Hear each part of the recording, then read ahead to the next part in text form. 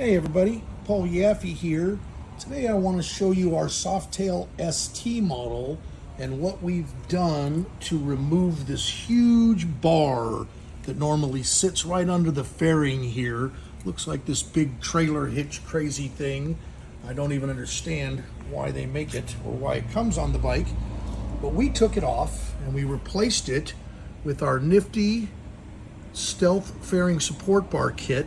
This one is powder coated red so you can see it real easily, but it just bolts on inside of the fairing and allows you to remove that horrible bar that sits under the fairing. We offer it just the bar alone, or we offer it with these little brackets that can retain your stock turn signals or hold our Super Trick lightning bolt daytime running lights that are also signals. Check it out at baggernation.com. Thanks for watching.